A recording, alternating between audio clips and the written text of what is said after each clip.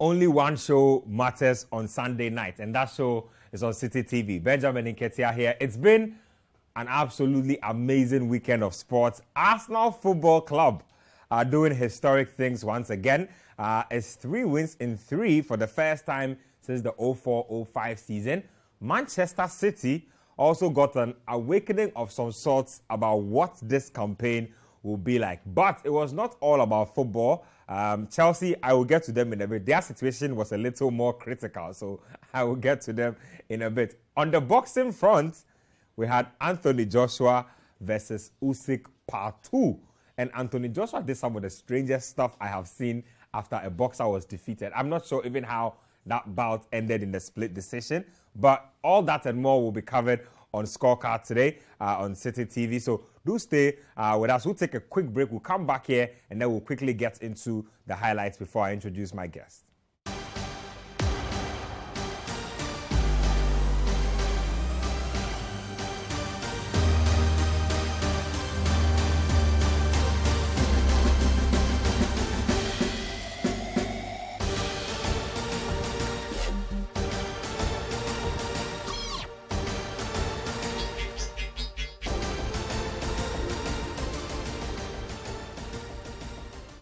Hi, and welcome back to Scorecard on Citi TV. My good friends are here, Daniel Cranton and Coach Christopher. Namely, Coach must be a happy man. I can see a very mischievous smile playing on your lips. I know where that smile is coming.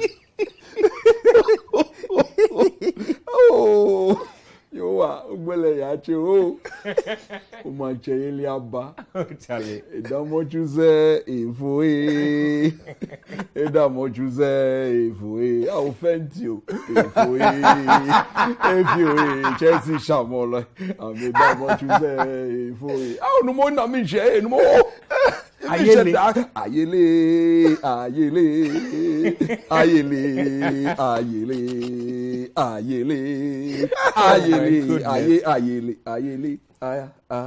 oh no more you are your mommy oh no more. I'm good, man. You're good? I'm good.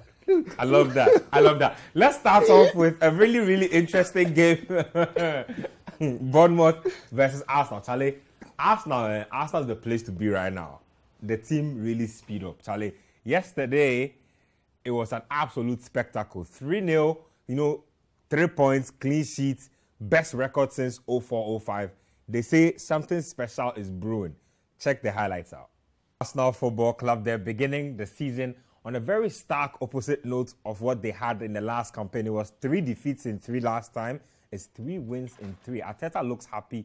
He's motivating everybody around the pitch. Now, let me start off with you. The Gunners have started off on a good note. They believe that they are on to something special this season. How special do you think the campaign will get for Arsenal? I don't want to attach any achievements or objectives to it, but from what you've watched this season, where are they heading? Look, they started very well. The only team in the Premier League to have a 100% record. And it's very important to start this one, especially on the back of the sort of pre-season they had. There were questions as to whether they'll be able to replicate that when the season started. But they started very well. And I like it when teams go out and beat the teams they are supposed to beat, especially on paper. They started the season away at Crystal Palace, a game they lost last season by 3-0. They won that one, managed to grind the result out. Then they went to at home against Leicester City, convincing display. And another one against Bournemouth, where we expected them to go out, dominate and win, and they did exactly that. What I'm happy about is that it's not just the fact that they look very assertive and convincing going forward. Defensively also, they look very solid. 2 clean sheets in 3 matches, in the opening 3 matches. It just shows you that what Arteta was building is finally beginning to come together. We are beginning to see the full picture. It's been a while, but it's the end product that is the most important, and we are finally beginning to see that. I saw Arsenal fans today watching the Manchester City game and doing against on a competitive front. And you see, when you start watching Manchester City and you are hoping they lose out of competitiveness, then it shows that your level is going up there. I'm not saying Arsenal are title contenders, but look, this is similar thing to what we saw Leicester City do. Just keep winning. You never know what will happen. And this season is it's very peculiar. We've not seen something like this before. We are going on a break in November to the World Cup. If Arsenal can maintain this steady run, and if you look at the games they have on paper, it's very possible. If they can maintain this steady run up until the November break, that will be 16 games in. I really don't see why they can't, if not challenge, finish comfortably in the top four. Coach, let's talk about two key players that I have picked out. Gabriel Jesus, first of all, and William Saliba. First, let's start off with Jesus.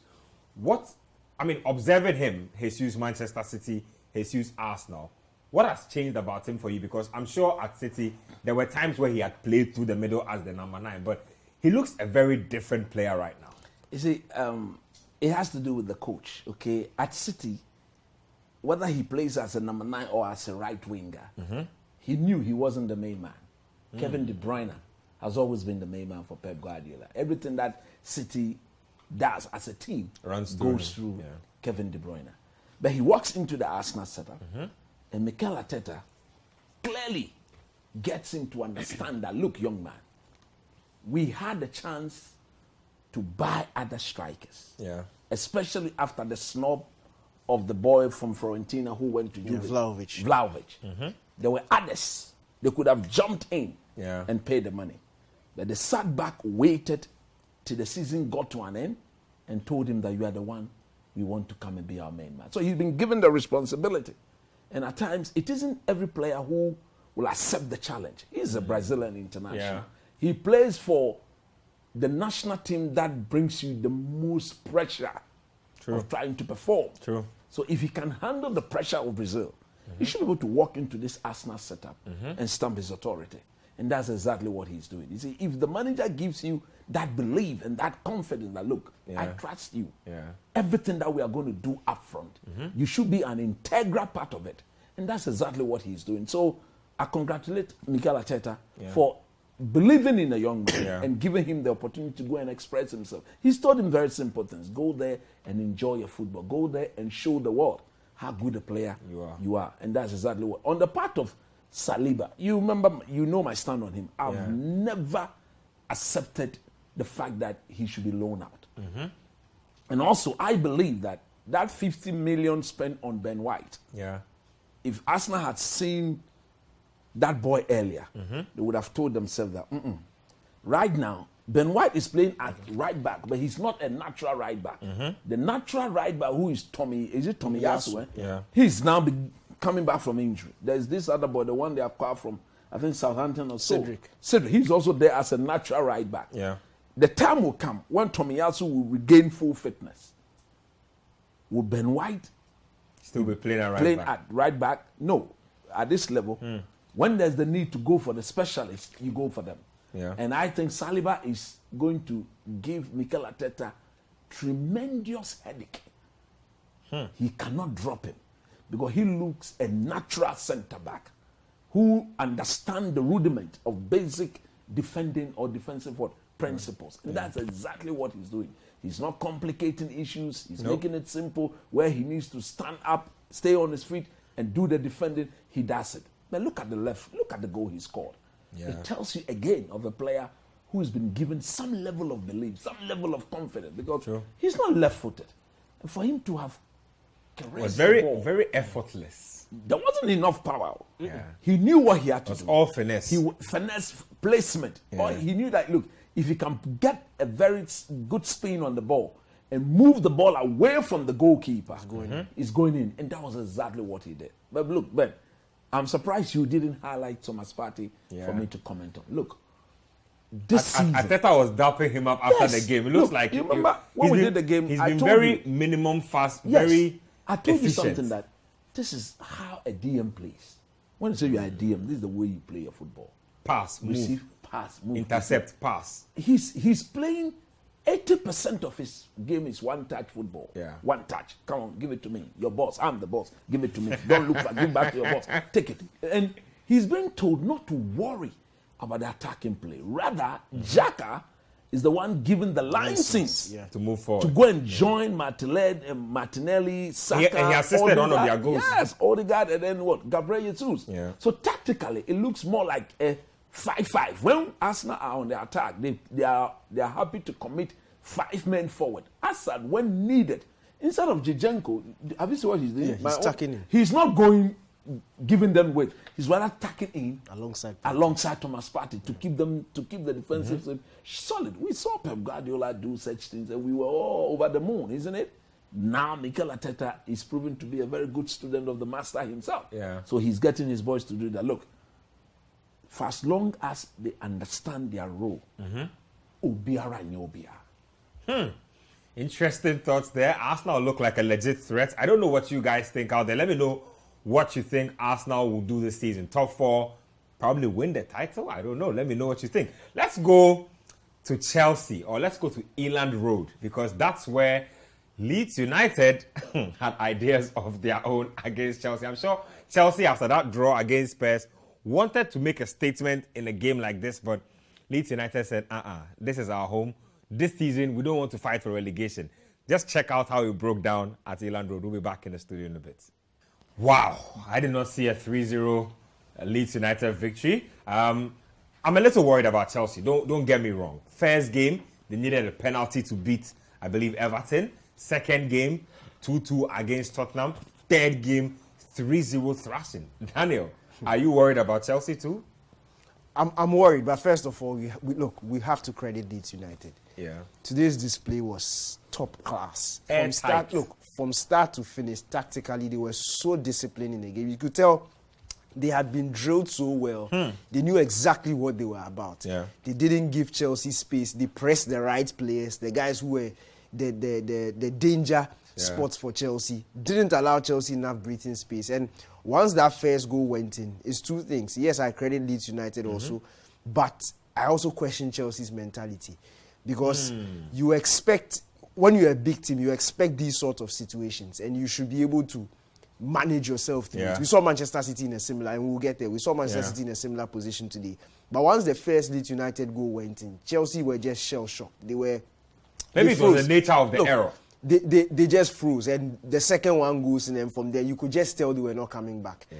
Even at the start of the second half, one would have thought that they attacked the game early on, try and get an early goal, and everything changes. But their body language was almost like Man United last week against Brentford. It's like they were waiting. They had given up. It was like they were waiting for the final whistle to come, and it wasn't coming. Look, I was very disappointed. You look at the fact that Kante has been taken out of this team through injury. And there's such a huge gap. Yeah. There's no. He makes such a big difference for when he plays and when he doesn't. Look, I perfectly understand. But I always say, look, big teams are able to, your squad depth to be able to handle some of these absences. I looked at the work that Gallagher did for Crystal Palace last season. And he had a simple instruction today.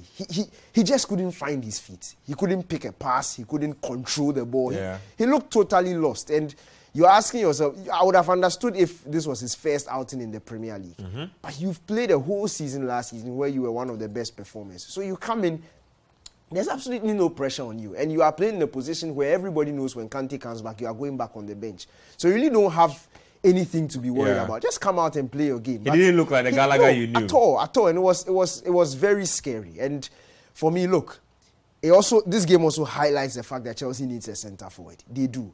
Because early on in the game, and we can see from the highlights, in the opening 10-15 minutes, Chelsea had some good opportunities. You score that, you have a clinical finisher. Once the ball hits the back of the net, it could easily be a different ball game altogether. Yeah. But they missed a couple of chances too many, and then that was it for me. But look, yes, Chelsea were poor, but Leeds United were absolutely brilliant today. I think if they can maintain this sort of performance, they will worry anybody that comes to it. Just highlight Tyler Adams for me. I mean, when he was coming in, reputation wasn't too big. Came in from RB Leipzig, I believe. 22-year-old American international. They said, Jesse Marks is flooding Leeds United with American players. Look, for him, it's simply about the simple things. Yeah. And it's not just himself and Aronson also. Yeah, another American. Aronson has had a really good 2 weeks. Tyler Adams he stepped in when he had to. He picked the pass when he had to. He didn't do too much on the ball. He wasn't too eager to impress and show off. No. He passed when he had to. He put his body on the line when he had to. It was basically the simple things. And it was so impressive watching this guy in a midfield against the midfield of Jorginho and Gallagher, especially Jorginho, because he was playing the sort of game that you would expect Jorginho to be playing. And he seems so calm. And it's interesting because his team was playing at such a high tempo. But anytime the ball got to him, he just flowed. He didn't... Look, I don't want to rave too much about his performance because, look, this is the Premier League. We're only 3 games in. But if he can continue this sort of form, he has a bright future ahead of him. It was that impressive. Coach, No more. your good friends are reeling a little. It's 1 point out of a possible 6. And they look like, Daniel said, they look bereft of confidence today. They look like they didn't have any comeback spirit in them. Are you as worried as I am? I've been worried before the league started, isn't it? I've sat here and I've told them that, look, there are issues with this Chelsea team that needs proper addressing. On the game itself, they all looked confused, starting from Toto Alote himself. He thought he was going to do this. Oh, no more. He was, put the camera on the thing. Put it on my... He thought I was going to do this. He was a confused man. Completely confused. Look, he could have... You see, for me, I don't like coaches who insist when you know it's not going to work. It hasn't worked. You saw the... Granting highlighted the manner in which Leeds United were pressing the ball. There were times one would have thought that Chelsea would have bypassed the press, isn't it? Constantly, repeatedly. They wouldn't bypass the press. They decided to pass. So they started giving the ball. When there was no way, the only way out was to give the ball back to Mendy. And anytime the ball went back to Mendy, instead of the 2 centre-backs giving him options, they stood there and watched him play. So you could clearly see that they had, before the goal, Leeds United had taken the ball off them more than 4 or 5 times as a result of the high press. So that is where I expected the manager to have told the guys that, look, let's bring some form of variation to whatever we are doing. Try and go more direct. Go a bit direct, or get the 2 fullbacks or the wing backs to move very high up the pitch and use Rich James, because he's also very good in the air. There are times when you tell the keeper, hit the ball to Rich James and let's have runners off him in case he's able to knock the ball down, then on we go. Second ball, The manager didn't do that. He rather sat there scratching his grey beard like that. Like I said, he should see better. He didn't see that. So Mendy, yes, should be blamed for that first goal. Without a doubt. If there's no way you kick it to corner or you kick it to through, you don't try and show how skillful you are. But that is not a reason for the Chelsea supporters should be calling for Ariza Balaha to be brought into the ball. You mean Ariza Balaha? No, but clearly, coach, if Mendy's been error prone from at least from the end of last season. Last season he committed 1 error similar of this sort. He's repeated that. He's better than Ariza Balaha. I'll be happy if they put Balaha in. I know the outcome. I don't have any problem. I'm just telling them what they should do and what they shouldn't do. Now, this Chelsea team, last week we sat here and we highlighted the absence of N'Golo Kante. Today, Loftus-Cheek, when he's going forward, as if he stay where he is. You see him run, but he's not covering any ground. Jorginho, he gets the ball, Abaya said. He gets the ball, Abaya sideways. You don't play like that. Is it because they don't have a target man? Maybe. That is why they are forced to do the transition. Even when it is not working. That time you bypass the transition. From defense to midfield to attack. That time you have to bypass one department of the game. They didn't have the clue. They didn't have the technical know-how. They were still trying to pass their way through it. It was not, like Randy said, Gallagher could not even control and pass. And that midfield had Jorginho, Loftus-Cheek, and Gallagher. And then look, again, I'm happy. I have said it here. Thiago Silva, Koulibaly, Cesar Azpilicueta. Combined Age over 100 years. Today, you saw Koulibaly. He was the only thing he could be recognized for today was to be pulling the jersey of the Leeds United player. He's to be honest, Leeds United player at a very high tempo. They couldn't live with it. Did you see Thiago Silva at some point in time? I said, that dude, the guy who died. This guy's going to die. I said, la. Is it by force? It's not by force. But you don't blame him. Yeah. Go and give Leicester City the money. We have already volunteered. The guy has already said, don't play me in matches. Free of charge. You mean you want to give Maguire to the Blues because he does well in blue? In blue jersey. Anytime Maguire is in jersey, blue, color blue, he performs like the best in the world. That's why Man United pay 80 million for him. So if another teams who wear blue is interested in Maguire, take him for free. Take him. You mean you don't want any money at all? I've told the people, I've spoken to Meta, I've spoken to Arnold, I've called Fletcher, Ten Hag. Free of charge. You won't take anything. Go and pay the money to Leicester City. 90 million pounds. Yeah. Pay. Leicester City, they don't do how do you call it? Installment. Straight cash. Money in the hand, back in the ground. So that you bring down the age. The age of these boys will have to be brought down. Let's don't be laughing. Thiago, Koulibaly, and Cesar Azpilicueta. Today he tried to bring by substituting, by not starting Azpilicueta. But Koulibaly and Thiago, you saw it. So eventually, Azpilicueta had to come and supplement. The fact is, they need to refresh that department. They need a target man, and they need a player who will replace N'Golo Kante. N'Golo Kante, you see the injury that he suffered? Yeah. It will come again. It will come again. It's been recurring for a while. He's highly incredulized. It will come and come and come and come. His best years are gone. Yeah. Now he's injury prone. And all the injuries because nobody is kicking him. He throws his leg, he lands, then he holds the thing. Let's take a quick break here on Scorecard. When we come back, we'll show you what happened at St. James Park. It was an absolute thriller between Newcastle United and Manchester City. We have also Tottenham versus Wolves for you. Then we have some Serie A, La Liga. There's also boxing in the mix, so don't go anywhere. Stay with us. We'll be right back. And welcome back to Scorecard on Citi TV. Coach Christopher Nimley, Daniel Cranton are still helping us to break down what went down in the EPL match day 3. Let's get to St. James Park. That's our next stop. Newcastle United taking on Manchester City. It was an absolutely lovely encounter. Let me start off with you, Daniel. Eddie Howe is building a special project at Newcastle, isn't he? I mean, they didn't sign a lot of big-name players during the window. I thought they would have splashed more than they did. But 3-3 against Manchester, they were 3-1 up at a point. Clearly, what's going on there? Look, Newcastle, if you are not a serious top team, you should be scared of Newcastle because they are building something. And the results will come. We saw them in the second half of last season where their home form was one of the best in the league. If you remember, they beat Arsenal, that game that almost condemned Arsenal and let them miss out on top 4. This was a game where, in fact, before the game, analysing it, I was looking at it, Eddie Howe versus Pep. Eddie Howe has never ever beaten Pep before. Wow. He usually comes with a certain approach and it never works.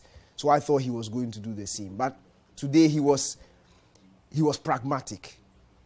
He lured Manchester City to him. He had Almiron, Callum Wilson and Maxima on a counter-attack. And they did something similar to what Leeds United were doing. They were not pressing just as and when. They picked their moments. When to pounce on City, when to pick the ball, when to counter, when to stage the attack. And that was very sensible. What I loved about this Newcastle team was the way they responded. So they started the game, there was a lot of energy in the stadium, and then Man City scored in the first 5 minutes. Usually when City does this thing, it kills the opposition and allows City to go on. True. But no, they started pushing, and that is where I admired about them, because they actually took their game to Manchester City. They didn't, that was not when they started luring them. They took the game to Manchester City, forced the issue, got the equalizer. Once they got the equalizer, then their game plan started taking off. And then rightly so, they went 2 and 3 up. I was quite disappointed the way they conceded the 2 goals after. I felt they sat back a bit too early. I felt they should have continued to match City, because what they did was, by sitting back almost about 30 minutes to the end of the game, was tell City that they were satisfied with the 3 goals and Manchester City should attack. So then City started attacking. City started pushing a higher line. I mean, City scored twice in 4 minutes. Exactly. And when it became 3-3, that's when now both teams started chasing the game. And look, this is the best game Eddie Howe has ever played against Pep. So I'll give him credit for that. And this is a learning curve. But look, if anybody is watching the league, we saw what Leeds United did to Chelsea. Yeah, we've seen what Newcastle We've seen what Crystal Palace did to Liverpool during the week. We've seen what Newcastle are doing to Manchester City. Look, you cannot rest on your laurels. Nobody is afraid of anybody again. Coaches are getting better. Players are getting better. The fear factor is slowly dying down. Teams are actually beginning to believe they can beat some of the big teams. And Newcastle's display today, I think it typifies it. Look at the performance from Alan Saint-Maximin. He looked like he didn't have any respect for anybody. Nobody. On that pitch. He didn't care. He didn't care by far. And one thing that I need to touch on before Coach comes, when he alluded to it when he was analysing the Arsenal thing, City's tendency of allowing their fullbacks to come in. For me, what Pep did today was he did the same thing. And I think it was also part of the reason why Manchester City suffered. Because when Kyle Walker came in, it left a one-on-one duel between Alan Saint-Maximin and John Stones. And that was exactly what Newcastle wanted. So when they allow City to progress the ball, they allow Kyle Walker to come in. Then they quickly press. When they pick up the ball, they spread it wide. And his recovery time he didn't have enough time to quickly come and help out John Stones. And that was a huge problem for Manchester City. So yes, it has worked, because when he brought it in the first couple of seasons, it was a bit out of the blue. Nobody had seen it before. But people are beginning to get used to it. People are beginning to figure out a way around it. So for me, Pep needs to start looking at these 1 or 2 things, because with the right team and the right system, it can be exposed, and we saw it today. Well, the thing is that Saint-Maximin against anybody one-on-one, you are toast. Like, there's no way out for you. Let me read a few messages coming in. This one here says, African Harry Maguire, a.k.a. Koulibaly, he puts into brackets. Greetings to all Chelsea supporters. Alas and justice from Takrade. This one here says, I think Coach Nimley is the happiest man in the world today. What Chelsea need is to buy luck, and they can get some in Everton's camp. I don't know what's going on with that message. This one here is from Sky from TF Hostel, University of Ghana.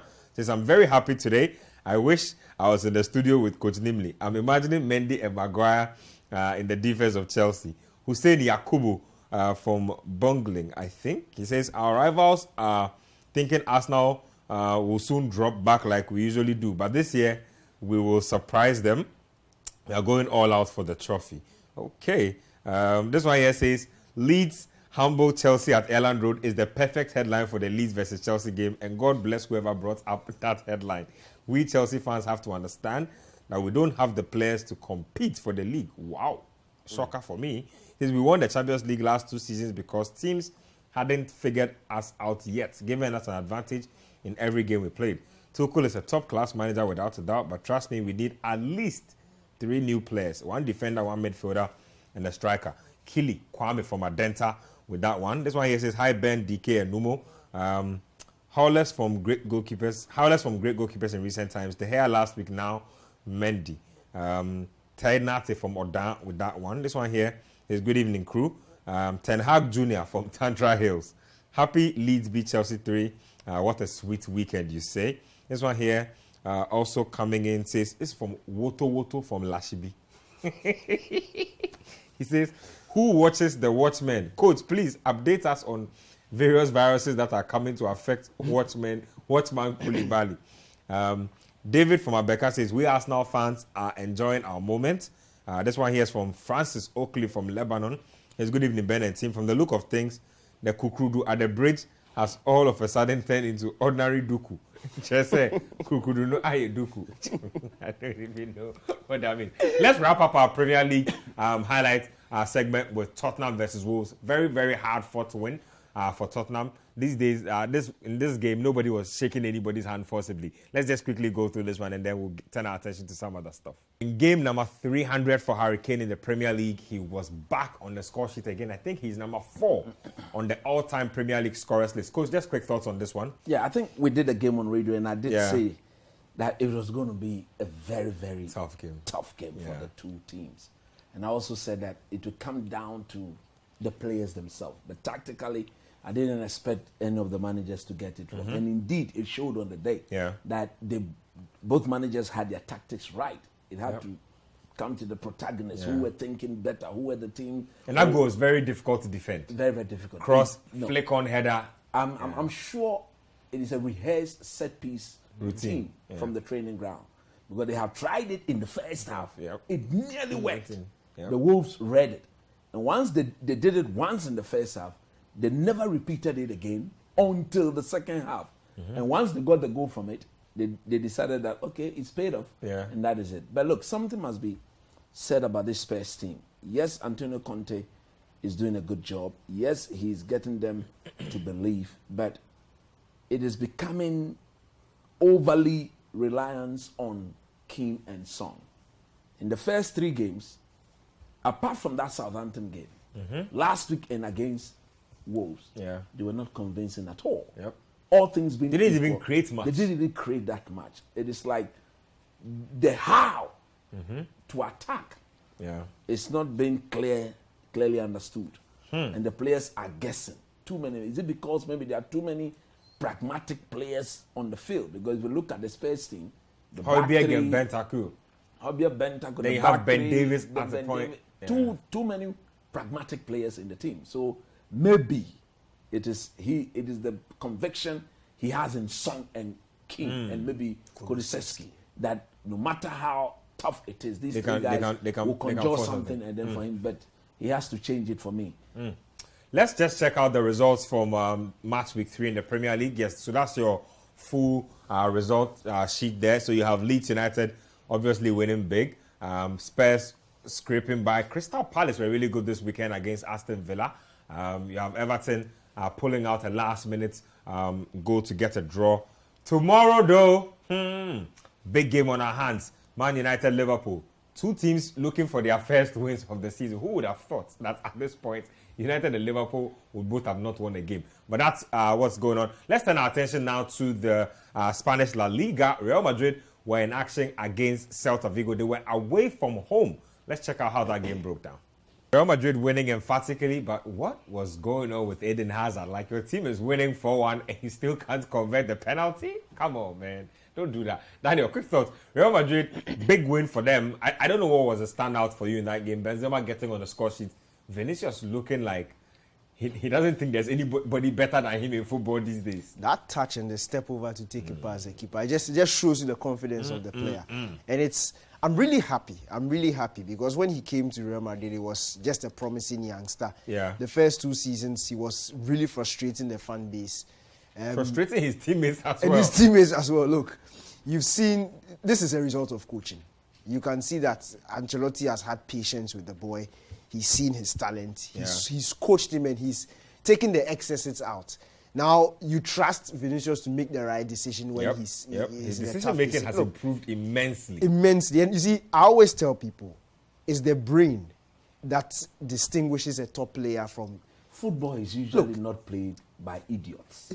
If you're an idiot. No, it's perfect. I think that's very apt. No, it's true. Very apt. That is one of Scholes' true. Football is not played by idiots. Use your brain. Look, everybody can do a step over. Everybody has technique to hit a 40-yard shot. But when to do it, that is what distinguishes who a top player is from an average player. And he's been able to do that. And now, look, you've seen him get a sustained run in the national team. He's getting a sustained run in the club. It's honestly, it's really nice to see because this boy is so talented. And I'm really happy for him. I'm really happy for him. For me, my interest was in, is it Tchouaméni? Aurelien Tchouaméni. Yes, I was because now that Casemiro is gone, my interest was in how would he fare and how would he now accept the fact that he's the main man in that role. And he was super. Goodness me. Because last week he had a poor game. What? Last week he had a poor game. Yeah. But comparatively, again, credit must be given to Ancelotti. I'm sure that the moment Casemiro told Ancelotti that, look, I think I've done enough here. I want another challenge. Yeah. The next player Ancelotti will call into his office was Tchouameni. That is what I would have done. And I'm sure that was what Ancelotti did. Called him, sit him down, played all the Casemiro clip. Go and watch him. Go and watch. He's going. Yeah. Own the position. Own the role in the team. And make this team tick. And if you look at his age and the years ahead of him, he's going to be a beast. I think he and Camavinga and Valverde, and then look, in the next 3-4 years, they will be devastated. They will be the triangle in the middle. Yeah. The three. Real Madrid replacing And the there'll be old proper triangle balance, with a new triangle. That's There'll be the thing, proper balance. proper balance. Right foot, left foot. Bam, like that. Full of energy. Amazing. Just by the way, we don't have highlights for the Barcelona and Real Sociedad were involved in the game. I think this was at the Anoeta. It's 4-1. Lewandowski 2. Ansu Fati also getting 2 on the score sheet. I'm happy for Ansu Fati especially. He's been injured so many times.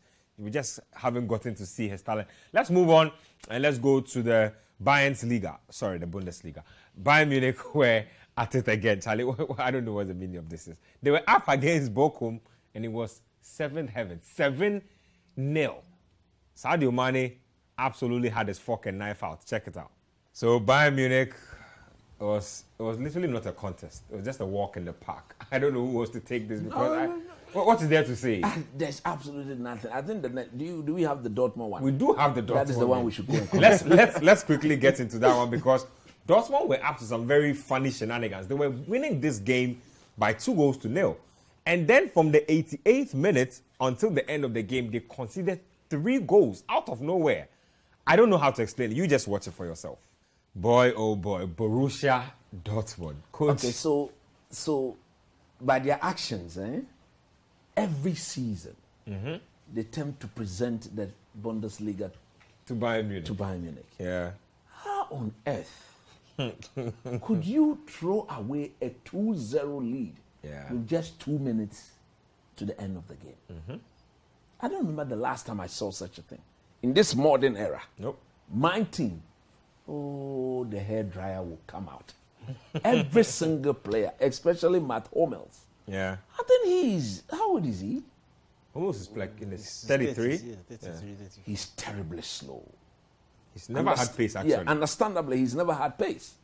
But I think the time has come for the people at Dortmund to be looking at I think they bought the Bayern Munich defender. Yeah, Sule. He came on. He should be starting ahead because he's a German international now. He starts for the German national team. And he should be coming in for Hummels to be put on the bench. Because Dortmund, we know, are very entertaining. Very typical of the Bundesliga in general. They want to attack. The defending in this league is absolutely non-existent. Very, very porous. Teams after teams after teams after teams. They've shown that if there's anything this league is lacking or is missing, it's proper defending. And for me, they have to work at it because it is not making the league competitive at all. Erling Haaland, if he was still in Germany, he would have scored like 10 goals by now.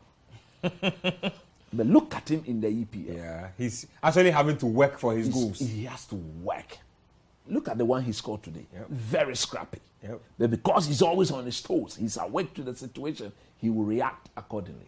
But this Dortmund team, please, like you rightly said, it is Bayern's title to lose. That is why Bayern Munich themselves, knowing that for a fact, tend to sack their managers if they don't do well in the Champions League. And for Nagelsmann, I think this season, if he doesn't get I don't think they're even watching these games. No. The likes of Rummenigge and Oliver Kahn and co, Salihamidzic and co, they are not watching this. They will not grade him based on this. If he doesn't go far in the Champions League, I think they'll sack him. Well, let's check out the results from the Bundesliga round and let's see who's been doing what. Yes, so you have it there.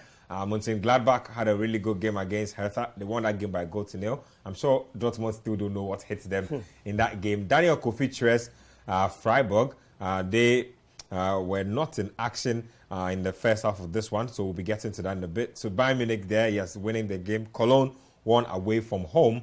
RB Leipzig are also struggling. Timo Werner is back with Nkunku, and the two of them are struggling. You should have watched that game against Union Berlin.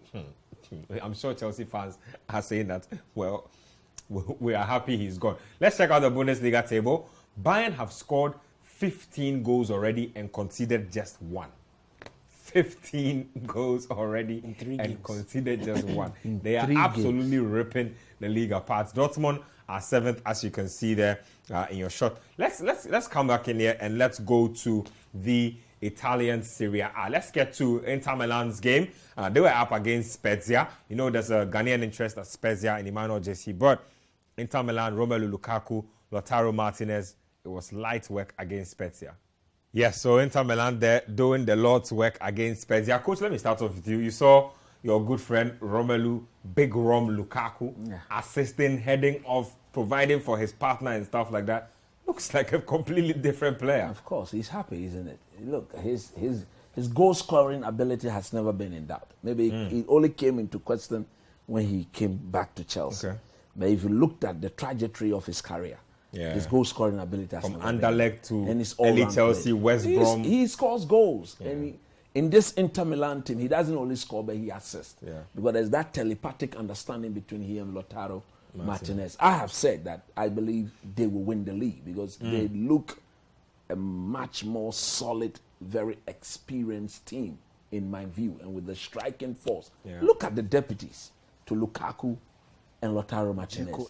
They are working with Dzeko and Correa. It can only get better, isn't it? If you're a manager and you have these talents at your disposal, if you can time your substitution well, like the manager has shown to be doing, I think they won that title back of AC, and I believe they'll go on and win it. Daniel, just quick thoughts on that. I think Juve will win the league. With all their injuries, Di Maria is injured. Yes, but look, your good friend is injured. He will come back. They've signed some. Soon. He will come back. They've signed some good players. They've beefed up the squad. And look, last season they were struggling with creativity. Now they've brought that creative force into their team in Pogba and Di Maria. Talk about the injuries, but yes, players get injured, they will come back. Di Maria will come back even sooner than Paul Pogba. So I honestly don't have a problem with Juve competing hard till the end. I'm honestly happy with the way Inter has started. Last week they struggled. They needed a last minute winner, but they needed to remind everybody how good they were in yesterday's game, and they did exactly that. It's a bit unlucky that Lukaku wasn't able to get his goal. That header onto the crossbar was fantastic. It showed the strength, the power that he has, and that's when the school of thought will also start talking about if Chelsea had played to his strength, what would have happened. But look, it is what it is. He came, it didn't work out. He's gone back, and it is what it is. Well, let's take another break here on Scorecard. When we come back, boxing. Anthony Joshua, what happens to his career after this latest chapter in the Joshua, book, or the Joshua journey? Let's just stay here. We'll come back. I'm sure Daniel has a few thoughts on Anthony Joshua. He's been predicting this type of situation for a minute. Let's go for the break. We'll be right back. Hi, welcome back to Scorecard here on Citi TV. Let me read a few of your messages before we get on to the next item. This one here is from Wonder Boy from Tema Newtown. He says, Chelsea have a black Maguire in the name of Koulibaly. You don't have a striker, yet you want to win. Watch Man United begin the season with Liverpool tomorrow. Okay, this one here says, good evening. Okay, say, ask Christopher Romano if he has heard anything on Frankie de Jong. Emmanuel from Caslan. He played his last farewell match this evening. Are we still doing it? What can I be normal? I mean, Anthony, by tomorrow, everything finished. Then Gakpo, Caleb be normal. I said the icing on the cake, as I've said. It's Frankie. It's no more De Jong. Charlie. Is it Christopher Romano? Charlie. I like the name. This one here says, if your club employs Mendy, you don't have any right to throw the hair. Abe Kusak from Kaswa Budumburam. This one also says that, okay, I think I read these ones already. Let me go on to a few ones over here. Ejiro Emmanuel, watching from Afie Kuma, says, Man City are defending the PL title. Win, lose, draw, but never defeated. Okay. And this one here is, good evening, guys. Please tell Coach that he's laughing today, but Man United will bleed tomorrow. My darling club Liverpool will do it for What them. has happened today is what we are talking about. Shock. Maybe you go and sleep and you know even see tomorrow. You are concerned about tomorrow's game. Yeah. You could die right now at this door. This one here says that Ben from Sola says that the laughter of coach at the beginning, they pain me. Wow. He will not go to heaven. I bet tomorrow they come. Maguire will make it happen. He's benched. So a lot of people banking their hopes on Maguire, but Ampem Dakoa ladies, they are in Cote d'Ivoire for the Wafu Zombie Women's Qualifiers. That's the qualifier you play to make it into the Women's CAF Champions League. They were up against USFA ladies of Burkina Faso. They won that game by 3-0. So Ampem Dakoa ladies doing the Lord's work out there. That's just by the way of what happened in that game. Let's move on to Saudi Arabia, because that is where Usyk versus Joshua 2 actually happened. The bout caught a lot of people by surprise. It was fought earlier than when most people thought. So by the time most people realized, the bout was already over. But we have it here for you. That's why we are here for you. So let's check that bout out. We'll come back in here and then we'll break it down. Anthony Joshua was given quite a beating there. I'm not sure how it appeared as a split decision on one of the cards of the judges. I'm not sure how that happened. But Daniel, you have been on Anthony Joshua's case for a minute, that he is not as legit as his status in boxing says and as legit as the titles originally said. Is this vindication for you? Oh, I was vindicated when he lost to Andy Ruiz. I was vindicated when he lost the first time against Usyk. I've been vindicated again. I'm tired of being vindicated. Oh, it's true.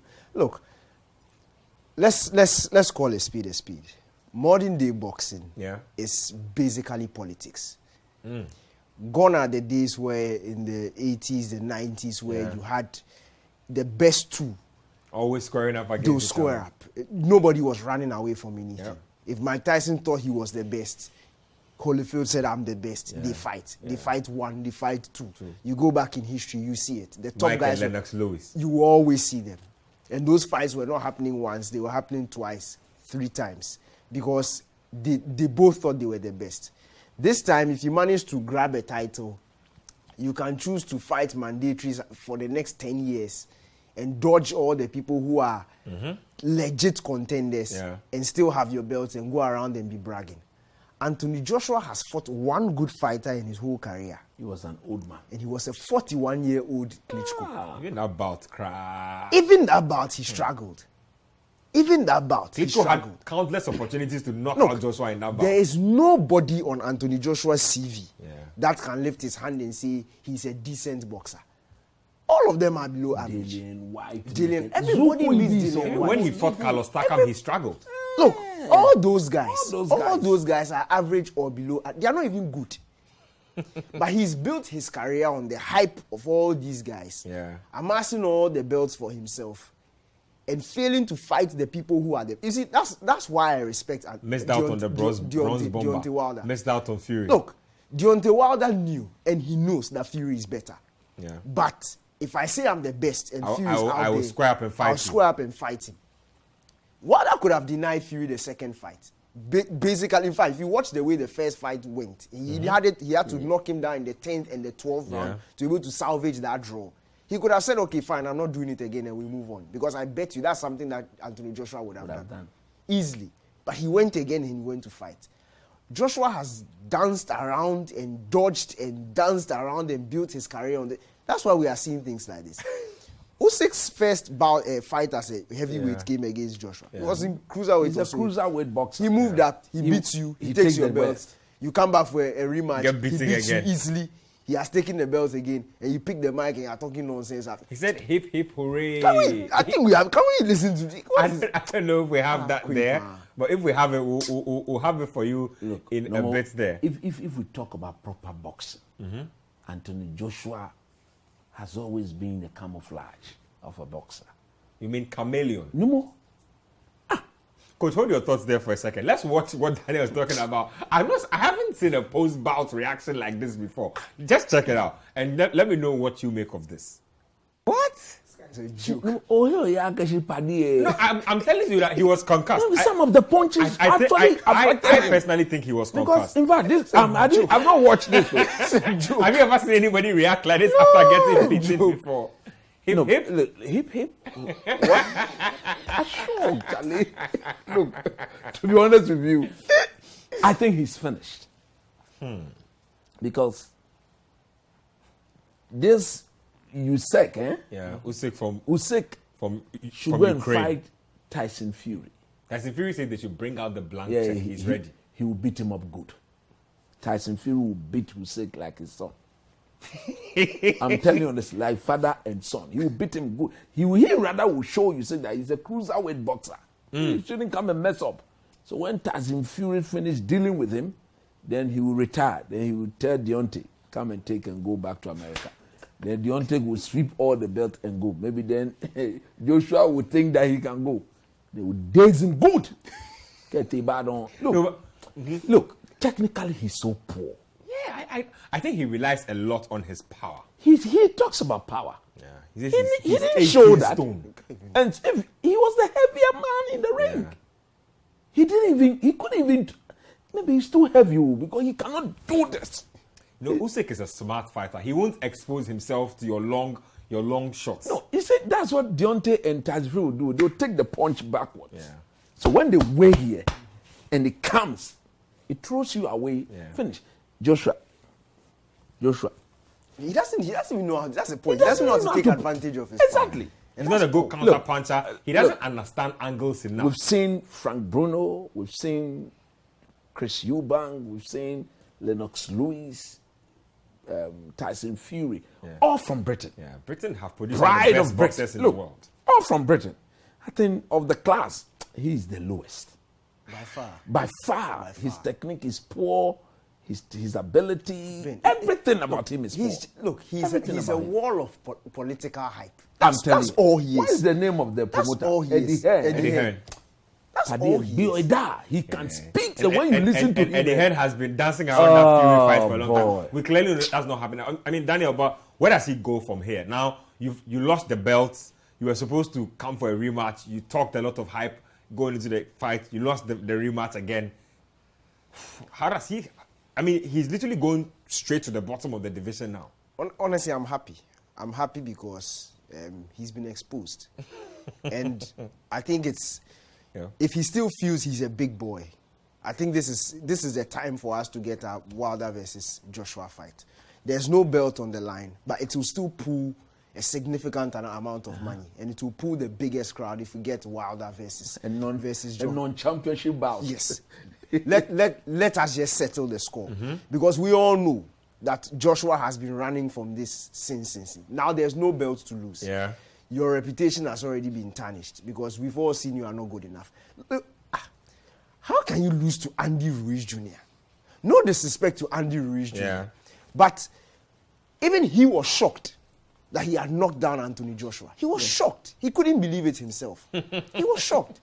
And for him, beating Joshua once was enough. He didn't care about it. You beat me the rematch. I don't care. As well. He made him world champion. Look, such an embarrassment. And I'm saying it again. I'm happy because sports should be about talent. Yeah. It should be about your hard work. The best. Yes.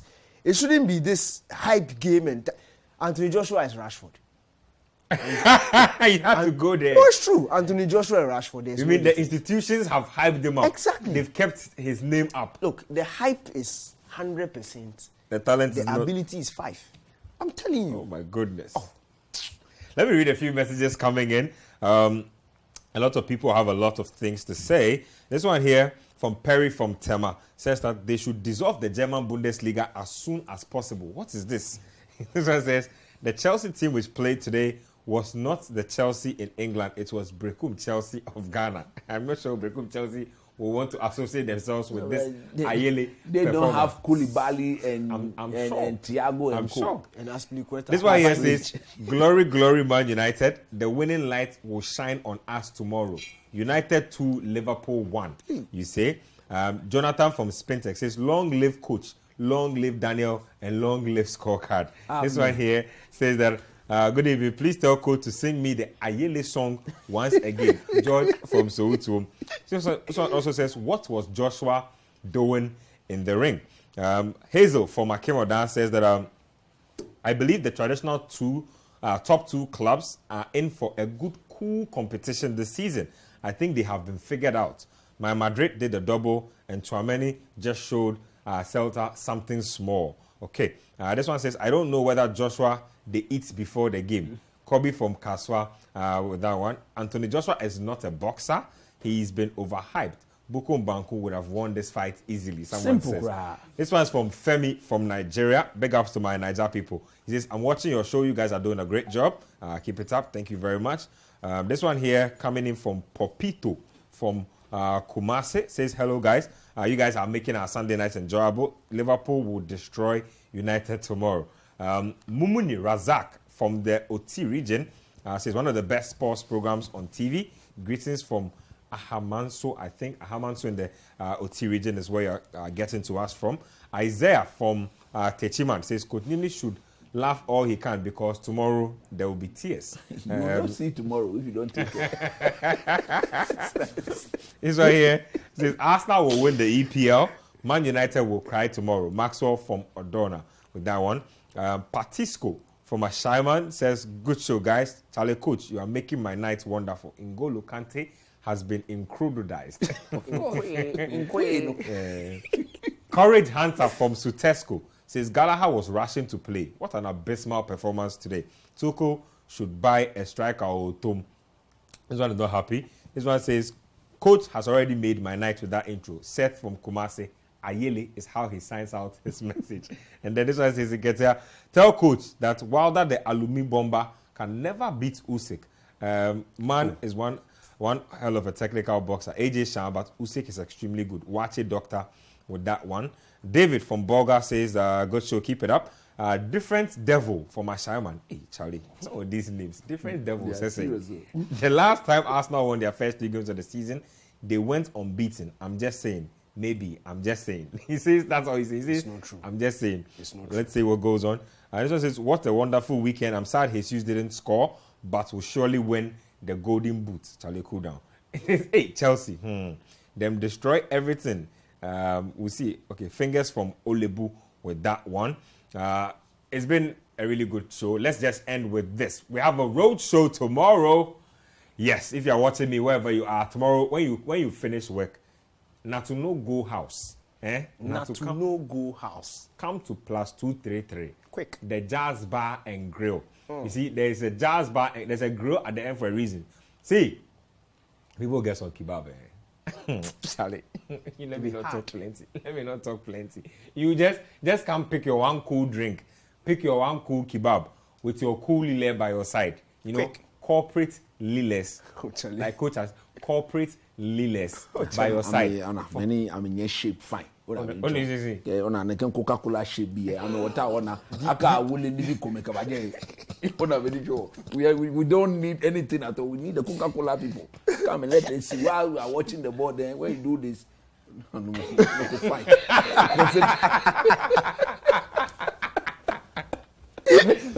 Guys, just quick thoughts on your expectations. Roadshow +233 tomorrow. United and Liverpool both need a win. I think I expect Liverpool to win. Hey, don't do this. Don't jinx the Liverpool team. I expect Liverpool to win. But of course, one thing I want to see tomorrow from Erik ten Hag, I don't want him to sit back. Okay. I don't want him to do something unlike his philosophy. Okay. The United faithful are coming to watch the game. We want to see. I don't know the ones who say they are boycotting the game. We are not boycotting the game. There will be no walkout. There will be protests, but there will be no walkout. Okay. At the end of we want to see what Erik ten Hag philosophy is all about. We get the Liverpool game away. Yeah. Casemiro, Anthony, Gakpo, Frankie comes. Then we take off to the next level. But tomorrow, Liverpool will amicable to bar.